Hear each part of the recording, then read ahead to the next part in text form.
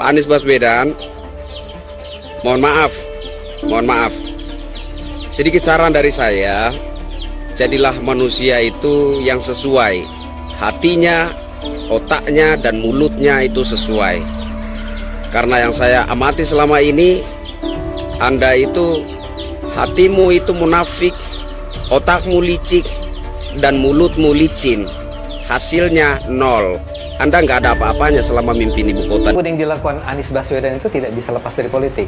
Dan ini kan bukan sesuatu yang berdiri sendiri, ya. Sebelumnya kita sudah ramai soal anggaran Jakarta yang tidak masuk akal. Jadi kenapa hari ini rakyat tidak sejahtera, minimal masih banyak yang miskin? Karena pemimpinnya yang bikin miskin. Ini namanya kemiskinan struktural. Gugatlah gubernur-gubernur di daerah, termasuk Anies. Jangan dipikir di sini enak-enak aja.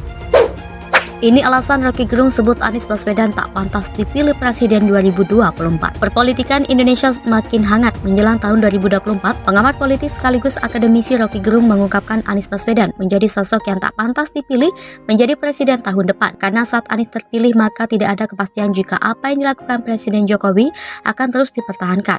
Rocky bahkan menyarankan jikalau tidak mau terjadi perbedaan lebih baik masyarakat memilih lagi Presiden Jokowi atau sekalian anaknya Gibran Rakabuming Raka. Survei SMRC elektabilitas Ganjar dan Prabowo naik di pemilih kritis, Anies turun. Memetakan pulau-pulau Jawa tadi, provinsi-provinsi di Pulau Jawa, tadi di provinsi sudah terbaca ya, sudah di MNC News, di Jakarta dan Banten itu cenderung yang paling unggul adalah Anies Baswedan. Meskipun di Jakarta yang kedua itu Ganjar, tapi di Banten juga, di Banten itu Prabowo Subianto nomor 2-nya. Jawa Barat juga Anies yang unggul, tapi tidak terlalu dominan dibandingkan di Jakarta dan Banten.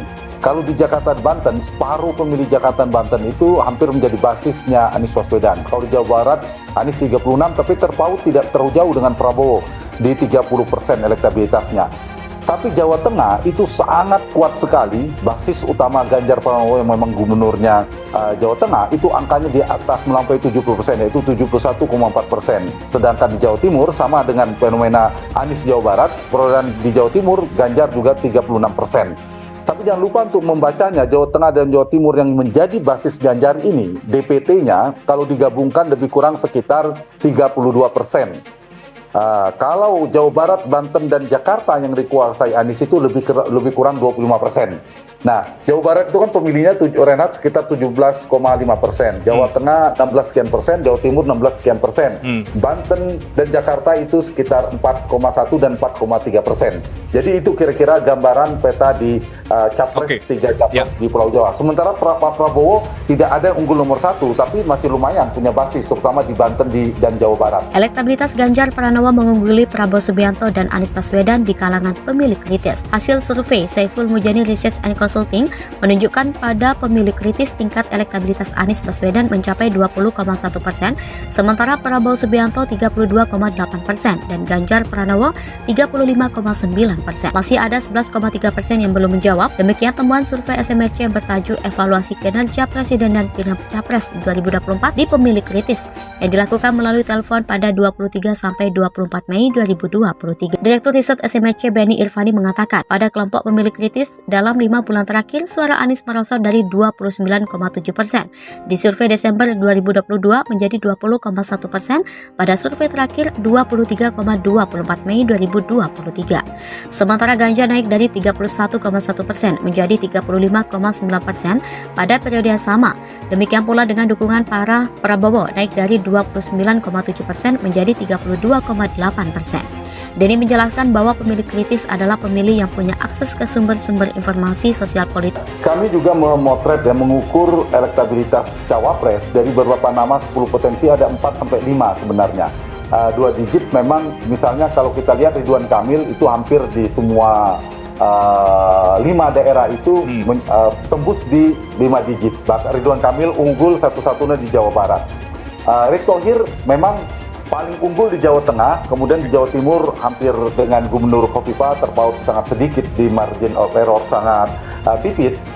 Di Jakarta dan Banten itu wilayahnya AHY, tapi juga di situ ada Ridwan Kamil dan Erick Thohir yang cukup kuat, membayangi di nomor 2 dan nomor 3 perolehan elektabilitasnya.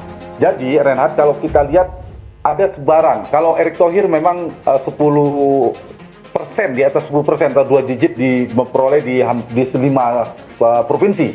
Kalau Ridwan Kamil dapat di 4 provinsi, kemudian AHY di 3 provinsi melampaui 10%, di Banten, Jakarta, dan Jawa Barat. Kemudian Bu Khofifah satu-satunya di Jawa Timur, dan petanya tergantung capres ingin melihat dari beberapa nama ini. Kalau misalnya saya contohkan, Anies misalnya ingin memecah, apakah berhasil? Kalau itu kelemahan Anies adalah di Jawa Tengah dan Jawa Timur.